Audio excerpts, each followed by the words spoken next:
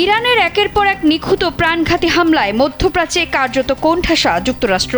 আর সেই পরাজয়ের গ্লানি ও সেনাবহরের চড়া মাশুল ঢাকতেই এবার পেন্টাগনের আশ্রয়ে চলল লজ্জা ঢাকার ধামাচাপা খেলা। নিউ ইয়র্ক টাইমসের মতো আন্তর্জাতিক প্রথম সারির গণমাধ্যমের অনুসন্ধানী প্রতিবেদনে পেন্টাগনের এই তথ্য গোপনের বিষয়টি প্রথমে সামনে আসে।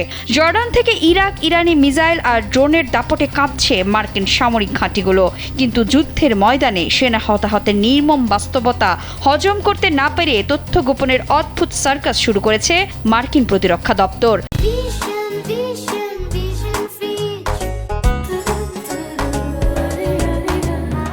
মধ্যপ্রাচ্যে পরাজয়ের মুখ ঢাকতে পেন্টাগনের এই রহস্যময় লুকোচুরি কি তবে তাদের পতনেরই ইঙ্গিত?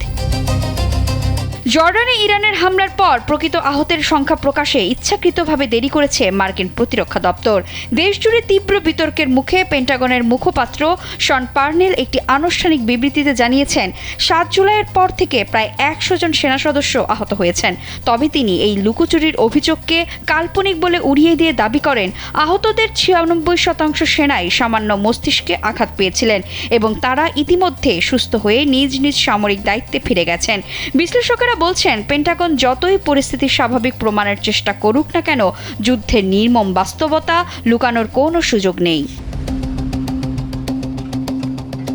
বিশেষজ্ঞদের মতে দেশে জনসমর্থন ধরে রাখতেই হয়তো পেন্টাগন প্রাথমিক পর্যায়ে হতাহতের খবরটি গোপন করতে চেয়েছিল।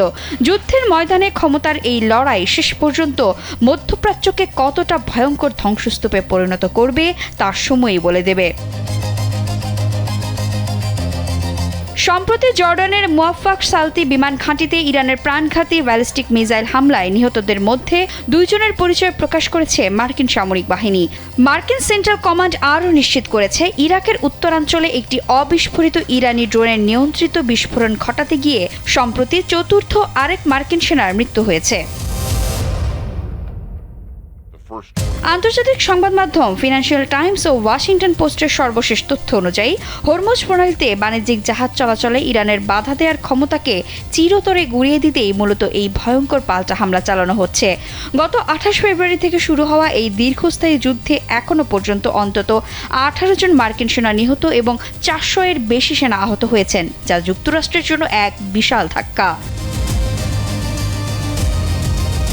বিশ্বের অন্যতম পরাশক্তি যুক্তরাষ্ট্রের সামরিক বাহিনীর এই অস্বচ্ছতা এবং তথ্য গোপনের অভিযোগ সাধারণ মানুষের মনে বড় ধরনের প্রশ্নের জন্ম দিয়েছে। একদিকে যুদ্ধক্ষেত্রে একের পর এক তরুণ সেনার প্রাণহানি, অন্যদিকে সামরিক তথ্যের এই রহস্যময় লুকোচুরি। এসব কি যুদ্ধের প্রকৃত ক্ষতির চিত্র আড়াল করার কোনো সুদূরপ্রসারী রাজনৈতিক কৌশল?